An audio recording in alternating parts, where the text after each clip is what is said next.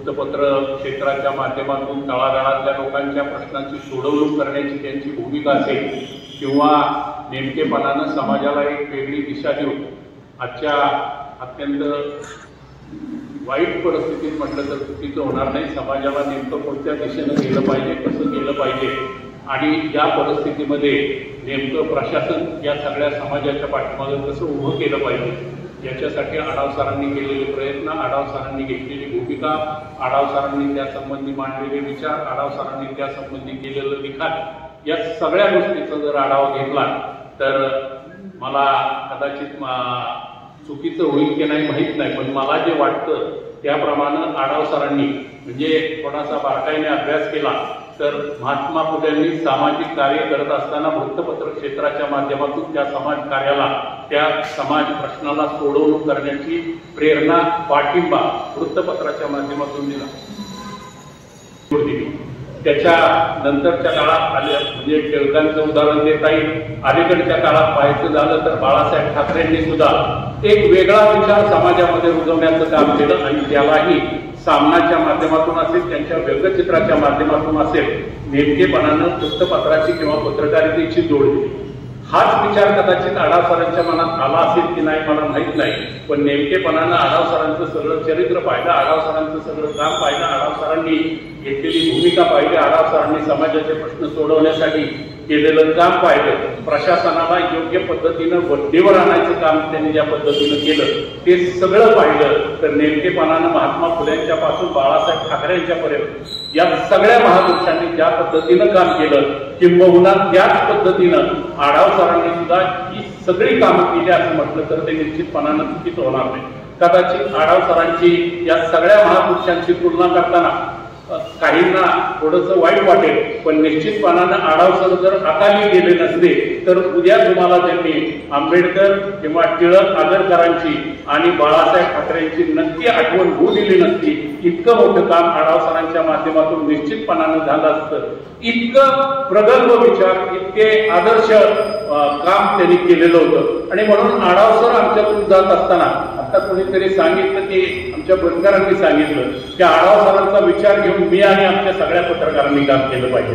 निश्चितपणानं बनकर साहेब तुम्हाला सांगतो की आम्ही कदाचित आढाव सर माझ्या नंतर वृत्तपत्र क्षेत्रात आले असतील, पण आमच्यापैकी कुणीही कधीही आढाव सरांच्या तिथं बसून आढाव सरांचा विचार समजावून घेतल्याशिवाय कधीही वृत्तपत्र क्षेत्रातलं काम केलं नाही. समाजात काम करताना नेमकेपणानं आढाव सर ज्या पद्धतीनं काम करत होते, फलटण तालुक्यातल्या पत्रकारितेचं एक वेगळं बल आहे.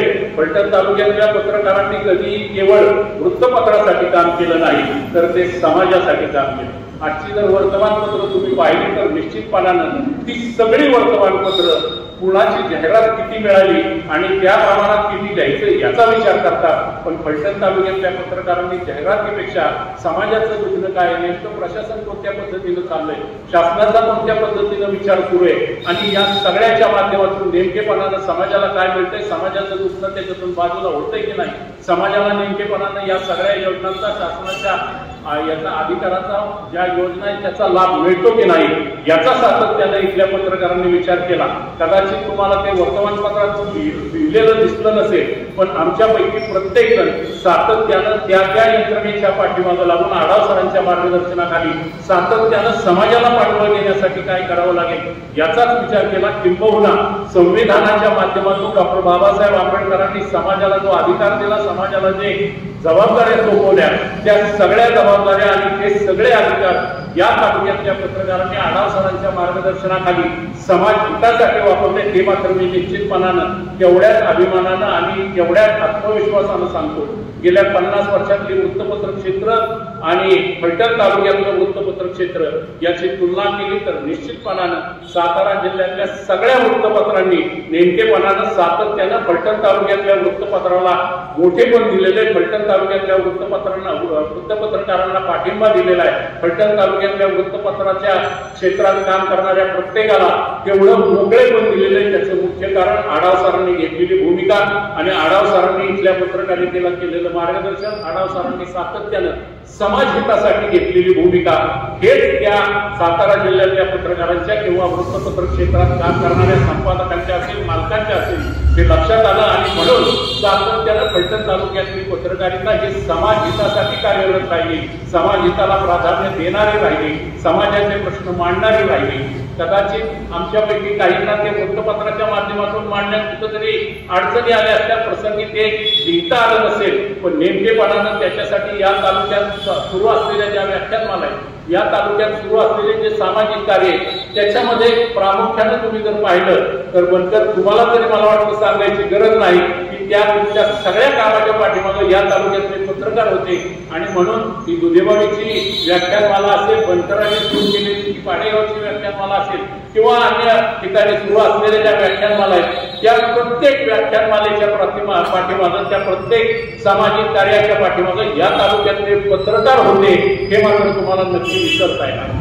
आणि म्हणून मला एवढंच सांगायचंय की आढाव सरांनी घेतलेली भूमिका ही सातत्यानं समाज हिताला प्रेरणा देणारी, समाज हिताला पाठिंबा देणारी होती. आणि त्या संबंधी जर सांगायचं झालं तर स्वातंत्र्याचं नंतर स्वराज्याचं सुराज्य करायची ही भूमिका त्या सगळ्या स्वातंत्र्यासाठी लढणाऱ्या लोकांनी घेतलेली होती. पण दुर्दैवानं गेल्या 75 वर्षात स्वराज्याचं सुराज्य झालं की नाही याच्यावर मी बोलणार नाही, पण निश्चितपणानं स्वातंत्र्यापूर्वी आणि स्वातंत्र्य मिळाल्यानंतर सर्वसामान्य माणसाचे जे प्रश्न होते ते आजही पूर्णपणे सुटले नाहीत. पण फलटण तालुक्याच्या बाबतीत बोलायचं झालं तर सातत्यानं सर्वसामान्यांच्या प्रश्नाला पाठबळ देऊन ते सोडवण्याचं काम इथल्या पत्रकारांनी आढाव सरांच्या मार्गदर्शनाखाली, आढाव सरांच्या माध्यमातून, आढाव सरांच्या बरोबरीनं किंबहुना आढाव सरांच्या खांद्याला खांदा लावून केलंय हे मात्र तुम्हाला आणि मला नाकारता येणार नाही. आणि म्हणून माझं खरं दुखलं आढाव सर गेले हे नाही तर आता इथून पुढच्या काळात आढाव सरांची हे आदर्श, आढाव सरांचा हा विचार,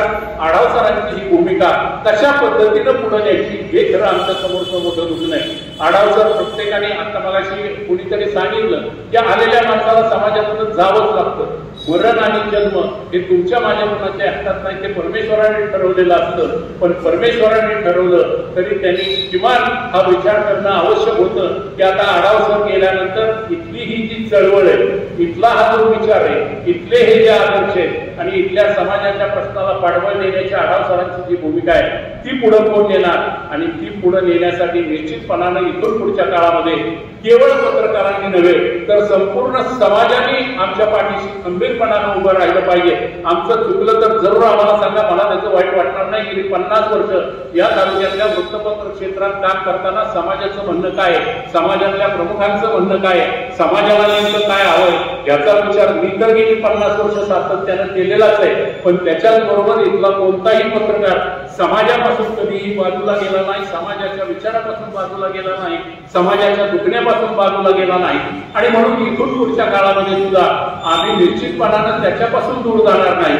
पण आढाव सरांचं जे पाठबळ होतं, आढाव सरांचे जे आदर्श होते, आढाव सरांची जी भूमिका होती ती निभावताना आम्हाला तेवढी ताकद निश्चितपणानं इथून पुढच्या काळात समाजाने दिली पाहिजे, समाजाने पाठबळ दिलं पाहिजे, समाजाने आमच्या पाठीशी तितक्याच खंबीरपणानं उभं राहिलं पाहिजे अशी अपेक्षा या निमित्तानं करतो. आढाव सरांच्या माध्यमातून निश्चितपणानं कदाचित या तालुक्यात एक पोकळी निर्माण झाली असं कोणी सांगितलं, कुणी या समाजाला आता नेमकेपणानं आधार कोण देणार हा प्रश्न उपस्थित केला.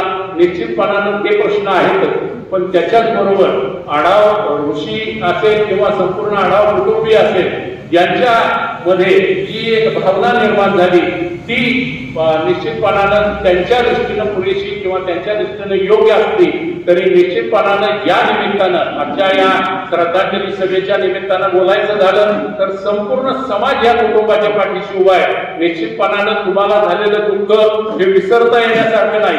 जेवढं समाजाला दुःख झालंय त्याच्यापेक्षा तुम्ही अधिक जवळून आढाव सरांना पाहिलेले. रोज सकाळी उठल्यापासून दिवसभर नेमकेपणानं आढाव सरांनी समाजासाठी घेतलेली भूमिका प्रसंगी कदाचित कुटुंबाला त्यांना वेळ देता आला नसेल, पण सातत्यानं समाजासाठी त्यांनी घेतलेली भूमिका ही तुमच्या मनावर बिंबलेली आहे. आणि त्या परिस्थितीमध्ये तुमच्यामध्ये निर्माण झालेली पोकळी, तुमच्या मनामध्ये निर्माण झालेली भीती ही साहजिक आहे. पण मी इथून पुढच्या काळामध्ये निश्चितपणानं सांगतो की आम्ही सगळे पत्रकार असतील किंबहुना सगळे फलटणकर तुमच्या पाठीमागे आहोत. आढाव